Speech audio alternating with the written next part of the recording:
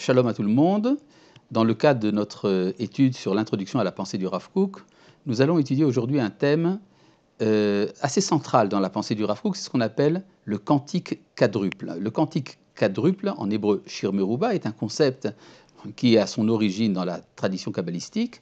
Le Zohar, en effet, nous parle de 4 cantiques possibles qu'on appelle le cantique simple, le cantique double, le cantique triple ou triangulaire, si vous voulez, et le quadruple. Cette notion a été d'ailleurs étudiée par le Gaon de Vilna, par Rabbi Nachman de Braslav, et elle trouve un éclairage assez particulier dans la pensée du Rav Kook, qui fait de ce concept un concept fondamental. On pourrait dire un pilier de la pensée du Rav Kook. Pour l'introduire, je voudrais tout d'abord poser une question qu'on pourrait dire être une question existentielle. Quand je parle de moi-même, qui suis-je? C'est effectivement très moderne comme réflexion, mais qu'est-ce que je suis? Je peux très bien réduire mon être à ma personne dans le sens le plus restreint du mot, c'est-à-dire moi vivant dans tel endroit et dans tel lieu et né à telle date. Je peux également me considérer comme faisant partie d'une collectivité ou comme faisant partie du monde entier ou même du cosmos. Alors qui suis-je? Quel est le point de départ de ma pensée? Et pour le Rav Kook, ça se traduira dans la question: quel est le cantique, quel est le chant que je récite? Le terme de cantique étant employé ici à dessein, il traduit le mot hébreu shir. Shir qui est à différencier du mot zemer. Zemer qui veut dire également une chanson ou une musique. Et c'est un terme qui est un peu à l'opposé de shir. Et là, il faudra entrer un peu dans le détail. Le roi David, dans le livre de Tehillim, parle des mitzvot, des commandements. Il dit Zemirot ayuli chukecha. Tes préceptes sont pour moi comme des chansons. Et le Talmud nous dit que David a été puni d'avoir qualifié les mitzvot de Dieu comme étant quelque chose de purement esthétique. Et par contre, ce qu'il aurait dû dire, c'est que ce sont des shirim, des cantiques. Quelle est la différence entre shir et zemer? Zemer vient du verbe lismor, qui veut dire émonder, ça veut dire couper le bout des branches, c'est-à-dire une esthétique détachée de sa source. Par contre, quand on parle de shir, on parle de quelque chose qui vient de l'intérieur, qui est l'expression de l'intériorité de l'être, du mot charcheret, qui veut dire une chaîne, et c'est ça qu'on attendait de David, d'appeler les cantiques, les préceptes shirim. Cependant, à partir du moment où on est lié à l'intériorité, à partir du moment où on est capable de réciter un cantique, alors il y a également un sens aux émers, à la chanson poétique et esthétique. C'est pour ça que dans les prières de Pesouké des Zimra, nous finissons en disant Abocher Beshire Zimra. Dieu est celui qui a une prédilection pour les cantiques qui deviennent une chanson, shir qui devient un zémer. En tout cas, donc, ce dont nous allons parler maintenant, c'est effectivement le shir, le cantique en tant que l'expression de l'intériorité de l'être. Et donc, nous avons ici 4 manières d'exprimer son intériorité. Et tout ceci est exprimé de manière magistrale par le Rav Kook dans son livre Orot HaKodesh, dans le 2e volume, à la page, on pouvait s'y attendre, 444. Étant donné qu'il s'agit d'un cantique quadruple, alors vous avez donc la page 444 du 2e volume de Orot HaKodesh.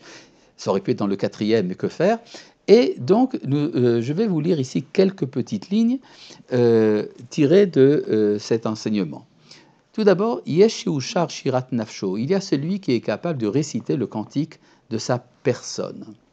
Uvenafsho umotse et akol et melo asipuk aruchani bemiluo, il est capable de trouver la totale satisfaction de son désir spirituel dans sa personne. Effectivement, la personne humaine, c'est quelque chose d'extrêmement beau. C'est une âme. L'âme est toujours belle. Et donc, dans la contemplation de sa vie intérieure, on peut trouver une satisfaction spirituelle très profonde. C'est ce qu'on appelle Shir Pashut, le chant simple. Et puis après, vous avez Veyesh Sheushar Shirat Hauma. Il y a celui qui récite le cantique de la nation. Il sort du cadre restreint de son être personnel, de son individualité, et il s'unit on pourrait dire, au cantique de la nation d'Israël. Il s'émeut de ce qui émeut la nation d'Israël, ses tristesses et ses joies, son histoire, sa Torah. tout ce qui concerne donc Israël en tant que nation. Il vit au diapason de cette identité collective. C'est un homme national. Et puis nous avons, au-delà de cela, il y a celui qui sort du cadre de son être personnel ou même de son être national pour réciter le cantique de l'humanité. Il se sent citoyen du monde, hein, c'est un cosmopolite à la manière de Socrate, qui ne se définissait pas comme un Athénien, mais comme un cosmopolite, justement, cosmopolites. Et donc vous avez celui qui est capable d'élargir le champ de sa pensée et qui s'identifie avec l'être de l'humanité. On ne peut pas ne pas penser à un certain philosophe français du XXe siècle qui disait qu'il ne se sentait pas libre tant qu'il y a un homme asservi sur la terre. Et puis après, vous avez le quatrième cantique. Le quatrième cantique est un cantique cosmique.